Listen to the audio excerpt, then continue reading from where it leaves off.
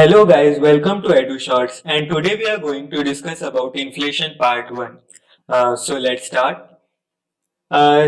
First of all talking about inflation, अगर किसी भी गुड्स एंड सर्विसेज के प्राइस में एक जनरल इंक्रीज आता है as compare to previous year या फिर बेस ईयर या फिर जो हमारे मनी की जो परचेसिंग पावर है अगर वो डिक्रीज होती है या अगर उसमें कमी आती है तो हम उसे महंगाई या इन्फ्लेशन कहते हैं। ठीक है। तो इसके लिए मैं एक एग्जांपल लेना चाहूंगा। सबसे पहले समझ लीजिए कि आपके पास एक 100 रुपीज का नोट है। ठीक है। ईयर 2020 में आप एक पेन देखते हैं जिसकी प्राइस 20 रुपीज है। ठीक है। और 2021 में सेम पेन की जो प्राइस है वो हो गई है 25 रुपीज। जो पेन की जो एमआरपी है वो हो गई है 25 रुपीज। अब अगर मैं ये 100 रुपए का नोट 2020 में लेके जाता तो मुझे कितनी पेन्स मिल जाती? 5 पेन्स मिल जाती। ओके। और बट अब अगर यही 100 रुपीज में 2021 में लेके जा रहा हूँ तो क्या हो रहा है? अभी मुझे सिर्फ 4 पेन्स मिल रही है। तो क्या हुआ?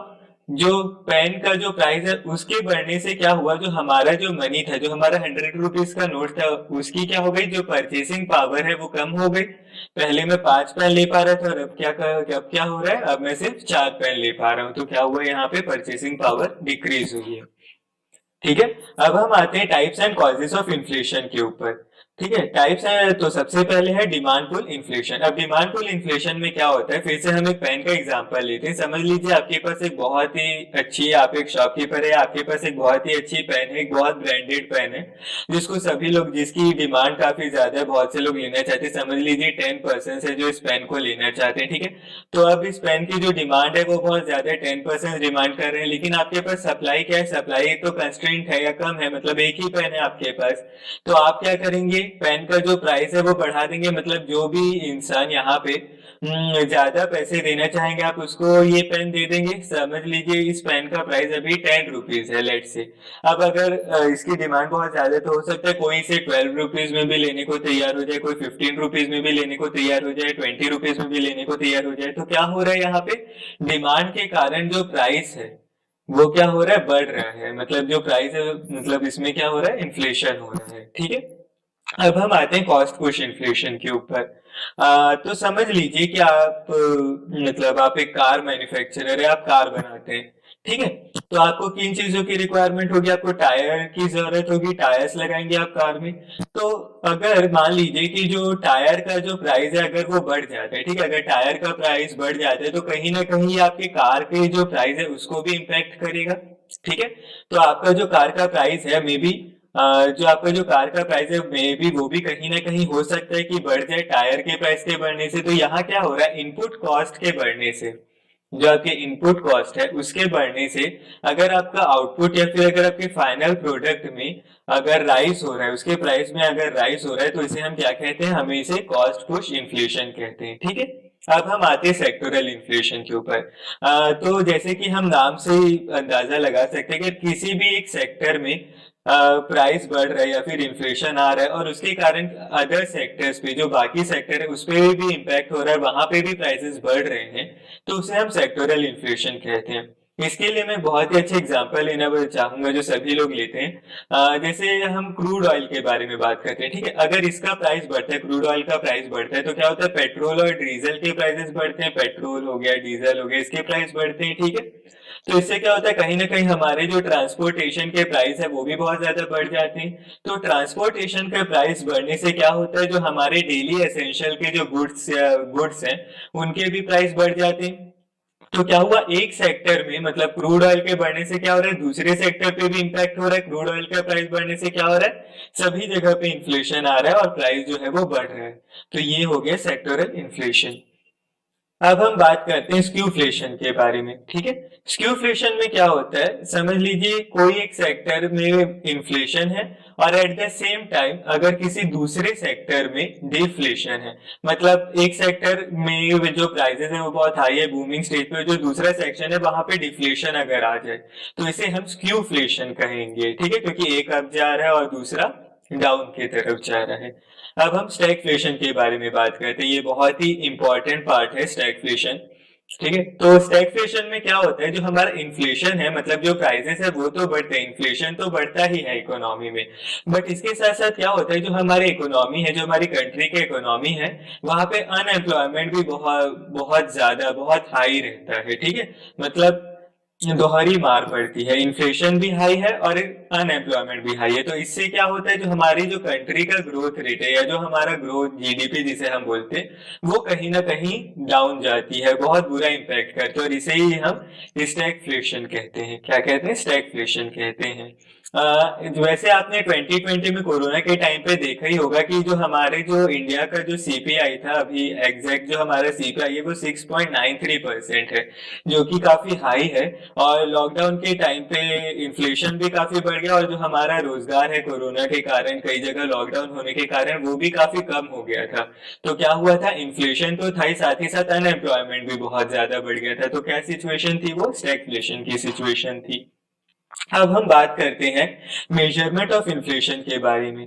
तो हम दो तरह से जो इन्फ्लेशन है उसे मेजर कर सकते हैं। पहला है होलसेल प्राइस इंडेक्स और दूसरा है कंज्यूमर प्राइस इंडेक्स। ठीक है, तो होलसेल प्राइस इंडेक्स जो है वो होलसेल लेवल पे, ठीक है, होलसेल मार्केट जो है वहां पे जो इन्फ्लेशन होता है उसे दर्शाता है। जो हमारा कंज्यूमर प्राइस इंडेक्स है, या फिर जो हमारा सीपीआई है, जो हमारा सीपीआई, वो रिटेल मार्केट, मतलब जहां पे हम बाइंग या परचेसिंग करते हैं उस मार्केट में कितना इन्फ्लेशन चल रहा है उसके बारे में बताता है। वैसे हम एक डिटेल वीडियो इसके ऊपर लाएंगे, मेजरमेंट ऑफ इन्फ्लेशन के ऊपर, डब्ल्यूपीआई और सीपीआई के बारे में, नेक्स्ट वीडियो में। तो तब तक के लिए आप थोड़ा इंतजार कीजिए। वैसे डब्ल्यूपीआई सीपीआई के साथ साथ एक होता है पीपीआई, प्रोड्यूसर प्राइस इंडेक्स। ठीक है, इसके बारे में भी अगर आप चाहेंगे तो हम एक डिटेल वीडियो जरूर ले आएंगे। अब हम आगे आते हैं कुछ इम्पोर्टेंट टॉपिक है इन्फ्लेशन में, जो कई लोगों को शायद कई बार थोड़े तकलीफ देते हैं। तो सबसे पहले हम बात करते हैं डिसइन्फ्लेशन के बारे में। तो डिसइंफ्लेशन क्या होता है, मतलब किसी भी मार्केट या इकोनॉमी में इन्फ्लेशन तो है, बट इन्फ्लेशन का जो रेट है वो पहले से कम हो गया है। ठीक है, जो इन्फ्लेशन बढ़ने का जो रेट था, या जो इन्फ्लेशन चल रहा है, वो कहीं ना कहीं कम हो गया। अभी भी पॉजिटिव साइड में तो है, मतलब इन्फ्लेशन तो है आपकी इकोनॉमी में, बट जिस रेट से वो बढ़ रहा था वो कम हो गया। तो इसे हम क्या कहेंगे, डिसइंफ्लेशन। ठीक है, अब डिफ्लेशन क्या होता है, डिफ्लेशन इन्फ्लेशन का जस्ट उल्टा होता है। मतलब इसमें क्या होता है, अगर आपका जो मनी सप्लाई, या फिर हम जो ग्रोथ बोलते हैं हमारी कंट्री का, अगर वही नेगेटिव में चले जाए, मतलब अगर गिरता जाए गिरता जाए, यहाँ पे क्या था, यहाँ फिर भी पॉजिटिव में था, यहाँ ये नेगेटिव में अगर चला जाए, ठीक है, तो इसे हम क्या कहेंगे, डिफ्लेशन कहेंगे।